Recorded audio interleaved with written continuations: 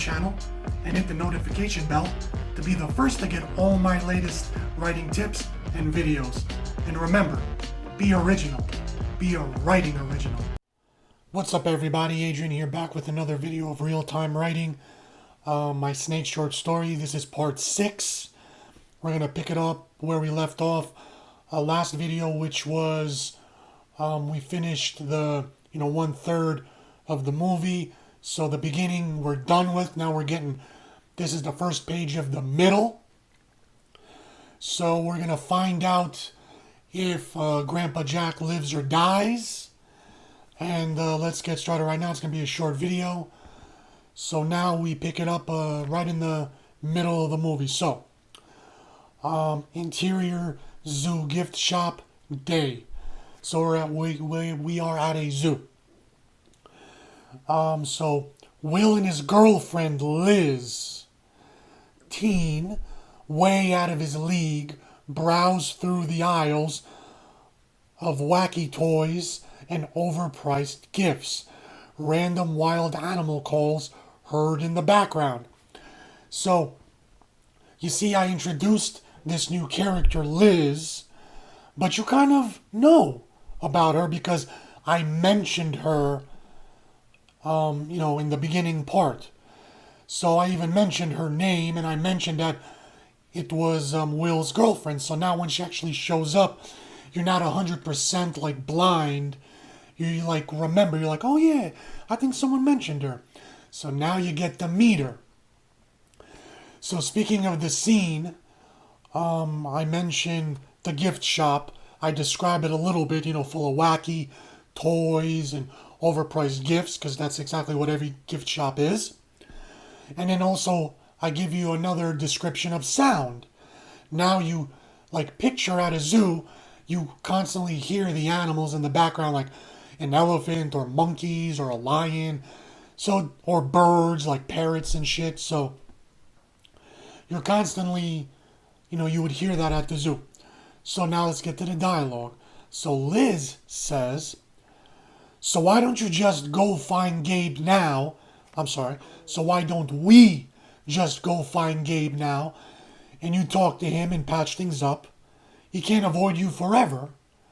So this is a way of exposition, which means trying to explain to the audience what is going on, but I don't want to do it too tedious or too drawn out or too wordy. I try to do it natural and to the point. So let's break this down. He goes, so why don't we just go find Gabe now and you talk to him and patch things up? He can't avoid you forever. So clearly he had a falling out since that incident with the grandfather Jack and stuff like that. So basically Liz is saying, you gotta go talk to him. And here's what Will says.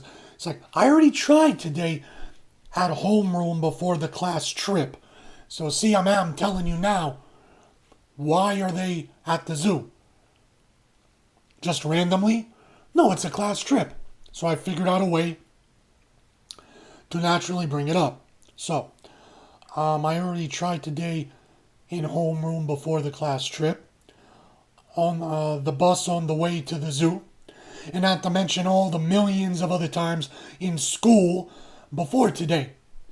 Gabe hasn't said a word to me in weeks. He still blames me for his grandpa's death. Dun dun dun. So now we find out fairly quickly. I chose not to drag it out, and now we find out Grandpa Jack unfortunately died from a heart attack from getting choked out by a big snake around his neck because he took too many pills, or he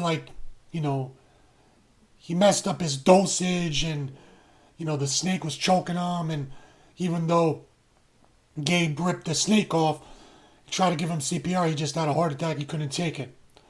So rest in peace, Grandpa Jack. But because we build up his character, his backstory, hopefully you care about him and feel bad that he died. Now, do you understand why I spent all that time at the beginning about Grandpa Jack? Like, we focused on him so much because he was in the movies in like such a short time. So I had to do everything I possibly could in almost every sentence to like build up his backstory, his background quickly, so that you will care about him because he's not going to make it long and he died. So just because he's dead doesn't mean his character building is over. We're going to continue to, you know, hear things about him, and based on the advice that Grandpa Jack gave to Will, Will is going to use it later. So just because a character's dead doesn't mean you gotta stop using his like knowledge or things that you built up. So there you go. And then Liz, after saying that, Will says that, Liz says, well, I'll just have to lock the both of you up inside a monkey cage and not open the door until you two make up and become friends again. And I put in parentheticals like half serious. So is she joking? Is she not? Now you're probably thinking like, why would you put that such like a joking, unfunny, kidding, kind of lighthearted like statement in such a, what do you call serious, like you just said that he died. So why would you follow up with something so like unserious or lighthearted? Well, you will find out later whether she's really joking or not. But if you notice on the left side, I in parentheses, later at a later time after I wrote this page, I thought to myself, wait, let's add a little bit more to help build Liz's character. So after she says this, Will says this. Why don't you take your own advice with the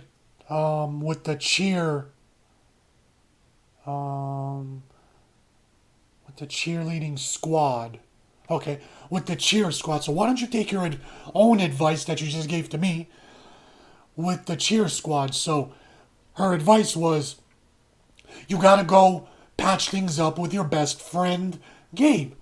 So Will is saying, well, why don't you patch things up with your best, friend group of girlfriends of the cheerleading squad? So that gives you a hint that Liz, she not only is out of Will's league because she's so hot, she's a cheerleader. She might not be the head cheerleader, maybe we'll find out, but she's on the cheer squad. So Will is saying, well, why don't you take your own advice and patch things up with all your girlfriends on the cheer squad? And Liz could come back and say, that is totally different. I'm avoiding them. So it's like flipped. Like Gabe is avoiding Will. Like Will wants to be friends with Gabe. He wants to talk to Gabe. But Liz, her like cheerleading squad friends, they're not avoiding her. They want to be friends with her. She is avoiding them.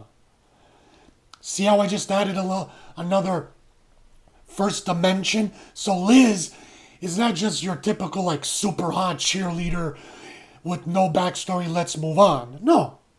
I just added a layer. She's one-dimensional right now. Later, I'm going to add multi-dimensional. Like, two-dimensional, three-dimensional. Because you're going to find out, like, oh, why is she avoiding the cheerleading squad? Okay? So now let's continue.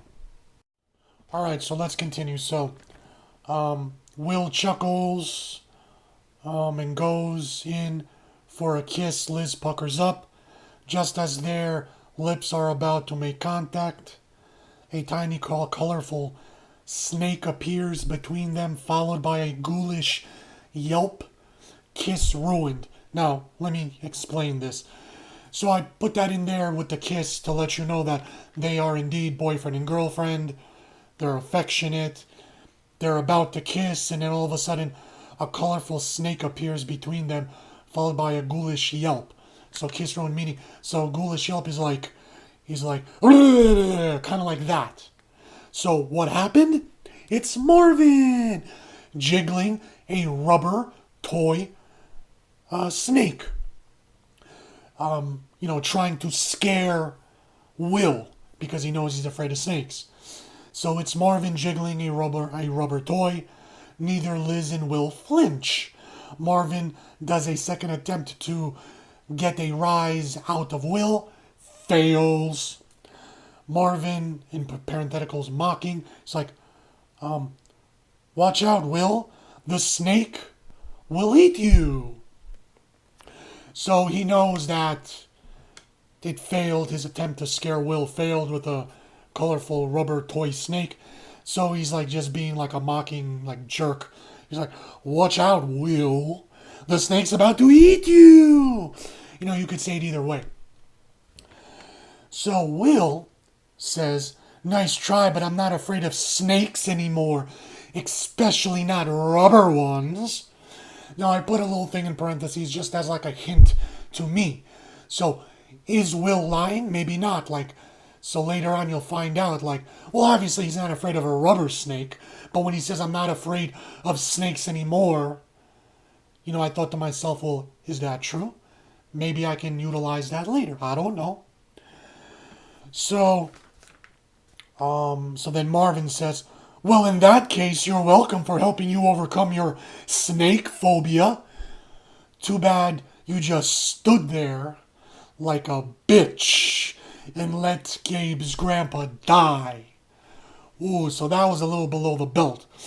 So, Marvin, you hate him because, you know what he did. He kicked that cat Toby. He beat the crap out of Gabe and Will, and he tricked Gabe into turning. He tricked Gabe into turning on Will. So you hate this guy. So when you see him and he's trying to scare Will again with some toy snake, it didn't work, but you still hate Marvin. And now I reminded you, so everybody knows about it. That's another reason I put that in there.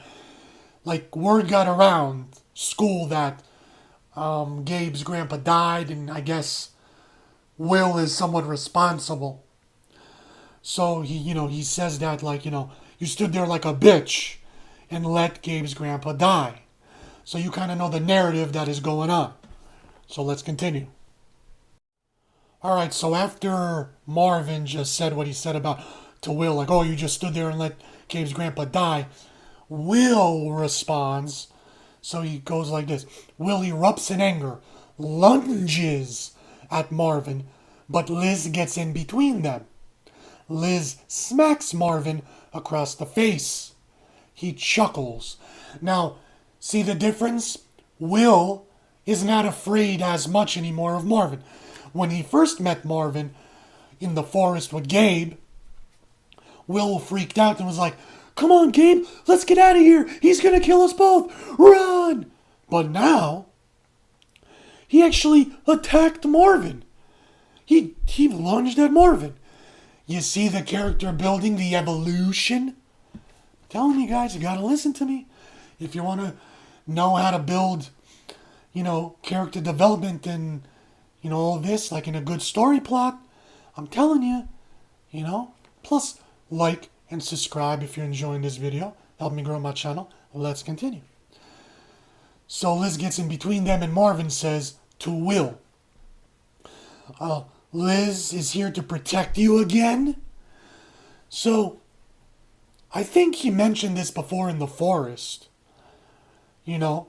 Or someone brought it up that Liz, or I hinted at Liz, got in between, prevented Marvin from beating Will up again. I think I remember from when Gabe wasn't at school and Marvin, tried to beat up Will to ask, where's Gabe at? Where's your best friend at? I think again, Liz went up to Marvin and was like, hey, don't beat him up, stop it. So see, this is not the first time it happened. So then Marvin says to Liz, why you even with this pussy? And then in parentheses on the left, I kind of made a mental note to myself. Like, instead of calling him a pussy, or like, instead of saying like, why are you even with this pussy? Or he's only a piss-on. Like, a piss-on could mean like the name of the social outcasts or unpopular kids. Like, this is the name that the popular kids give to the unpopular kids, like the piss-ons. And you'll kind of find out why. Yeah, I think you know why, because like when Marvin put Gabe into a locker and he like freaked out because he's afraid of, dark, small spaces because he's claustrophobic, he pissed his pants, or almost pissed his pants. So ever since then, I guess the popular kids, the football players, called the unpopular kids piss-ons. So I'm kind of trying to incorporate that into the dialogue. So Marvin's like, well, why are you even with this pussy? Liz says, because you are a real big asshole. Now Marvin says, I thought that was the main reason you got with me, or that I thought that was the main reason you went out with me in the first place. Uh-huh. So the plot thickens. You find out that Liz used to go out with Marvin, so it's kind of starting to make sense. Like, she's a cheerleader, so you would assume she's like super popular. She's way out of Will's league, so why is she with Will? And now you find out, okay, she used to go out with Marvin. She used to be Marvin's girlfriend. So Marvin's like a linebacker on the popular football team. Liz is like a popular cheerleader. They used to go out, but she's going out with the most unpopular kid, Will. This has given her multi-layered dimension, character building development. I'm telling you guys. So then Marvin continues like, forget this clown, come back with me now, and I can get you back into the popular table. I'll even put in a good word for you to the cheer squad, and they will give you a second chance. What do you say? You see the layers I'm trying to build, the character development? Damn, this is so good. So when Liz said like, when having the same problem as Will, when Will was like, why don't you take your own advice and try to patch things up with your cheer squad girlfriends or whatever. And Liz was like, no, that's a different story. I'm avoiding them. Well, then Marvin said, hey, I can help you patch things up. I can get you back in good. Put in a good word. They'll forgive you. What do you mean, forgive you about what? And she's like, what is she going to say? Like, and then I also put in this popular table concept. So this is going to come up again. So I thought of a trope like this popular table that, Marvin used this against Gabe. And now Marvin is using the same thing, the popular table, a spot at the popular table. He's using it against Liz. This is really good, I'm telling you guys. So let's continue. Let's finish this up. Okay, now we're going to finish this up because I don't want to make it too long. So Liz responds about Marvin's question about, hey, I'll get you in, I'll put in a good word with you with the cheerleaders and I'll get you in on the popular table, with the extra seat there. So Liz replies, I say the popular table is overcrowded with a bunch of fake ditzy drama queens and brainless meathead jocks. I got plenty of room over at the regular table with Will. So see, she doesn't want to fall for the trap. Just like poor Gabe fell for the trap. She's like, not your typical super hot ditzy cheerleader. I'm giving her multiple layers of character development. So Marvin says, okay, but if you change your mind, I'll save you a seat right here on my lap. Or he could say, right here on my dick. So, okay. And then Liz replies, that's a pretty small seat. And then Will bursts out laughing. Marvin's face scowls. And he walks away, whatever. So that was a little joke, which I kind of brought this up in the previous, scene in the forest where Marvin was like something about, oh, how can you be afraid of a snake so tiny? It's like not even bigger than my pinky or something like that. And Will actually said like, I bet it's bigger than your dick. So this is like a recurring theme, hint, hint, trying to make a joke. This is really going to piss off Marvin. And you'll see what happens later. But so Liz is not sure, one-dimensional or no-dimensional character. So then we're going to continue. I'm going to pick it up, later in the video. I don't want to make it too long. I hope you enjoyed it. Please like, subscribe, help me grow my channel. Got a lot more writing videos and real-time writing videos coming out, and, horror movie reviews and all sorts of, videos coming out. So until next time, thank you so much, guys. Until then, thanks. Thanks everyone for watching. Please like, share this video, hit me up on Facebook and Twitter, comment down below. Please subscribe and hit the notification bell. And also don't forget to check out my other videos. And until next time, remember my motto, where story comes first.